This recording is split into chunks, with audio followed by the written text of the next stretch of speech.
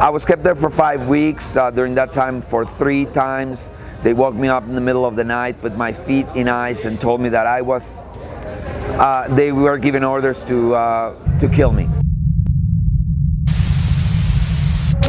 My name is Alfredo Romero. While I was working with a construction company, Italian construction company, we found some documentation that had very large money discrepancies from what the current governor of the state of Jalisco, his name is Aristoteles, and he had gotten receipts for 120,000 pesos to fix the Minerva, which is a drive circle at the entrance of the city. He paid 120,000 pesos for it, and he charged the city 1,200,000.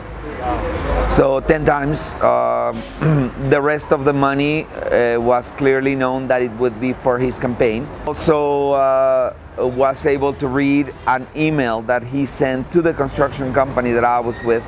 And in this email, he said that they could have the contract to Digital City, which is a project that is being approved and not developed yet in Guadalajara. It's a very coveted contract because it's going to be a lot of money for whoever constructs this. So he was saying, give me $15 million and you will have this contract. This contract is supposed to be positioned according to bids. Everybody is welcome to open the bid, and governor is not the person who decides who does this. It's a council, a city council that does that. So the fact that he's making that decision or selling the opportunity to have the contract are both illegal. I had the information, and I brought it to a citizen organization that I was a part of, or I am a part of, even though I'm not active currently with them. They're called Ciudad para Todos. And this organization was going to decide what to do with it. And we started preparing a few events. We actually had a cultural event that was in planning. And we were going to do a meeting regarding that, but the night before that happened, I was picked up at my house. I woke up at 4 in the morning with one guy grabbing each one of my legs and one guy grabbing each one of my arms, another one with a Mexico City accent telling me that don't worry, we're taking you to a spiritual retreat. And they all laughed. Took me in the car. The documentation and evidence of these couple of items of corruption that I found were not in my house when I got back to it. I was given one bowl of broiled vegetables every day, potatoes and carrots, chayote, just, kind of like so I didn't die. There was a bucket to go to the bathroom in. And I was in this house where the only thing I could see was a wall in front of the window where in the room where I was kept. I was not able to go outside of the room. The room was locked up all of the time. Only when they took me out for one reason or another. The room that I was in was empty. They sat me on this fold-out chair and they put my feet in a kind of bucket with ice water in it.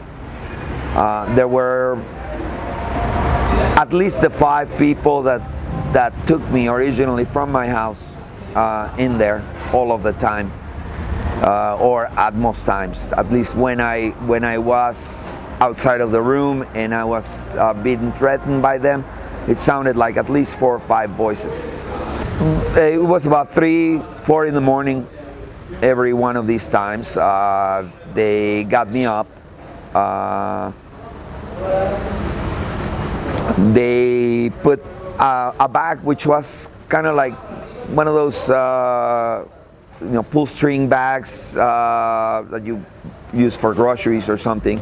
Put it over there. They tied me up around my head. They didn't tie me up. They grabbed my arms and twisted them over my back.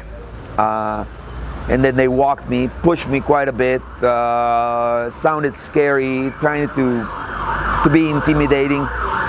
And then they sat me on the chair forcefully.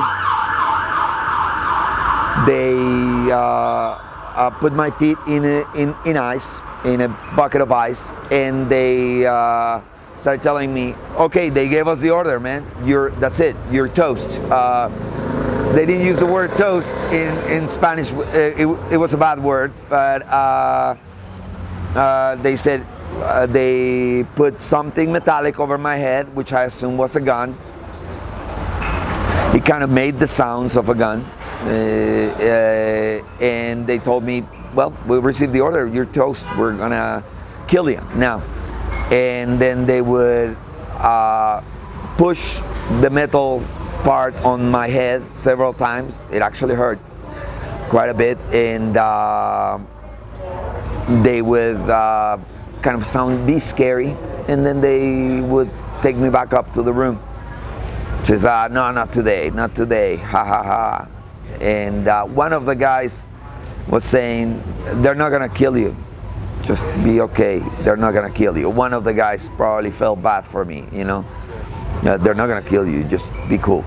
They told me that if also, you know, at the end when they were dropping me off with only my pants on in Santa Lucia, they told me, if you disclose or talk to anybody about any of this stuff that you learned in your last job, you are going to be disappeared permanently. When I was left there in Santa Lucia, I felt very angry. That was my first feeling. I called my family. My brother came over and picked me up.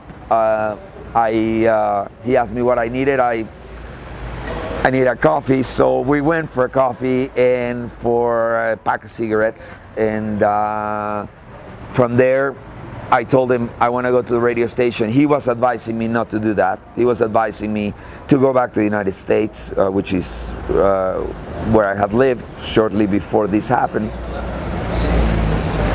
and to let it go. And I was very angry. In fact, I believe that what they did with their actions have motivated me to become much more active. I am currently with several citizens groups that look in different ways to better Mexico and better its government, the conscience of people.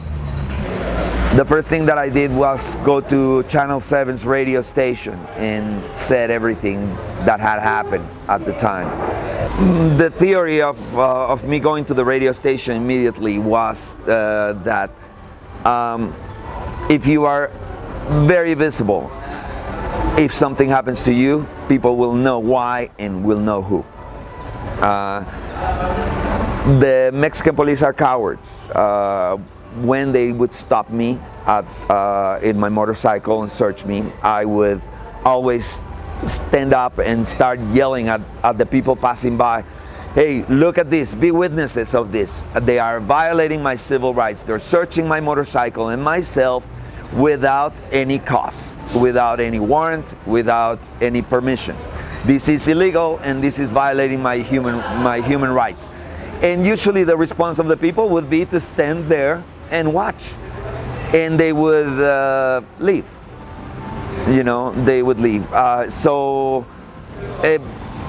They don't like to they will do very bad things, the police and the military, in the name or ordered by the government, but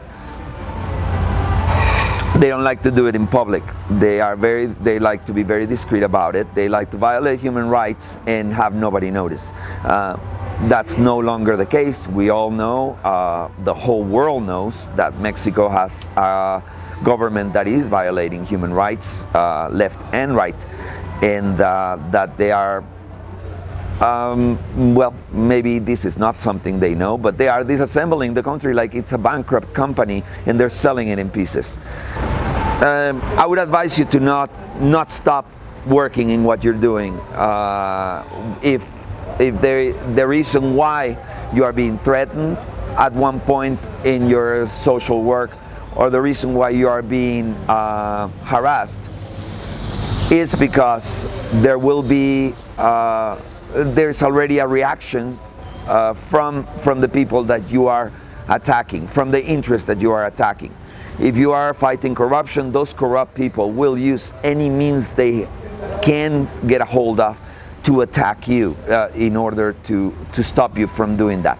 So if you see that you are being threatened, or if you see that you're being accosted, do not stop. Get yourself visible, get yourself secure, get your family secure as well, and notify everybody you know. The worst thing you can do is be quiet, because then they won. Now that we've reached the bottom of all things, because I don't know how much further down we can go, now that we reached that bottom, it's time to unite, and it's time to go up together. It's time to start believing in the worthiness of being a Mexican, the value of not being afraid to speak up, to say what you think, to face your congressman, your president, your governor, and tell him, you are not doing the job that I am paying you to do. These people are your employees. You're not at their service. They're not royalty. They're not chosen by God to be there. They are people that are imposed to us, or in some occasions elected by us, but they are our employees. So don't be afraid to speak up. If something is wrong, make it right. Don't just leave it there, or don't look away because it doesn't affect you directly. It does affect you in some way, and if you look for it, you'll find it.